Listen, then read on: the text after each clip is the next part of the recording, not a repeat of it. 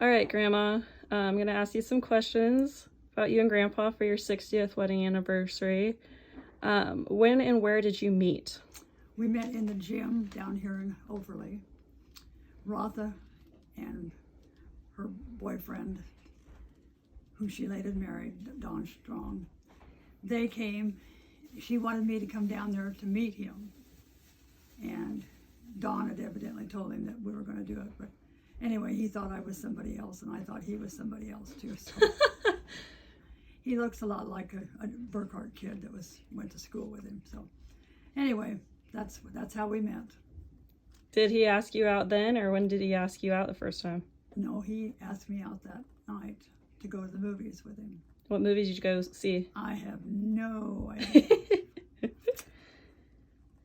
I don't remember. What was the first thing that attracted you to Grandpa? Well, he was taller than I was, which was nice. And he was a nice looking guy. And he was a very nice person to meet. So I was happy to do that. So you weren't disappointed that it was the Burkhart person? No, I wasn't, because he's better than him. All right. How long did you two date before marrying? Oh, I don't remember even when we met for sure. I was going to Hutch JUCO, and I came home. And then when I got done there, that was 2 years. Well, a year and a half probably. And then I went to Hayes, and then he used to come and see me in Hutchinson, and he used to come and see me at Hayes, and then we decided to get married. So how did he propose to you, and where at? Oh man, I don't even know that. Probably in the car, someplace. And he had a nice wedding. Is that your wedding ring? I had. And I've worn it all these years and still fits and stuff. So anyway. What do you remember from your wedding day 60 years ago? Well, it was very nice, and we got married at 10 o'clock in the morning, and which they used to do back then a lot. And we had very nice sun before the wedding, and then later on in the day it's rained, and we went down to our reception at the VFW in Kinsley, and then it snowed. Well, then we were going to go on to Wichita, so we decided to go ahead and go, and we only got as far as Greensburg, and we had to get a motel and stay there that night. And Kenny forgot and left his DOP kit on the top of the car, and everything in it froze. What's a DOP kit? Well, that's where you hold your razor and your comb and your toothbrush. Oh, no. Yeah, he left it up there. So did he have stinky breath and terrible combed hair the whole trip then? No, he always carried a comb, another comb. So did he get a toothbrush eventually though? Well, we got a toothbrush when we got to Wichita for him. There you go. What are the top 3 things do you love about Grandpa? What are the top 2 things? Top 3 things. About what? About that you love specifically about Grandpa. He's a very kind man, and he is funny beyond belief. And I was so glad when he had his knee surgery that he finally got back to being funny and singing to me. He always has songs to sing because he remembers all the words to all these songs, and it's just, I can't even tell you what they were called or who did them. So, but anyway, he's always got that, and he's just been a nice person. And you can tell by all the people that love him. Okay. Any advice for couples about how to be successful and happy in marriage for 60 years?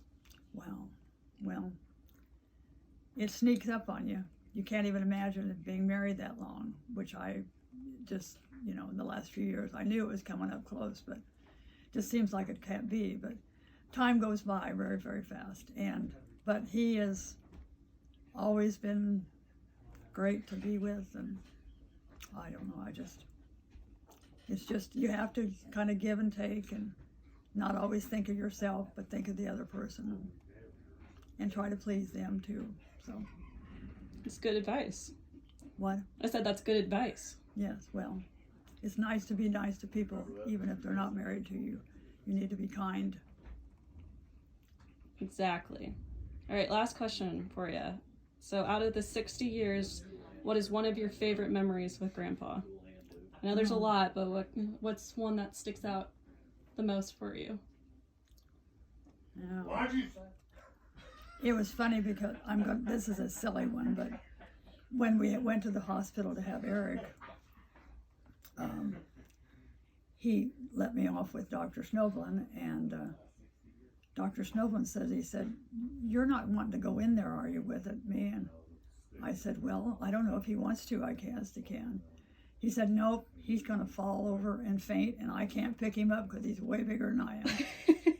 And so the next time when we went to have he went over to my mother's, which was just a block over, and so that was great from the hospital. And Mom fed him, of course, and took care of him.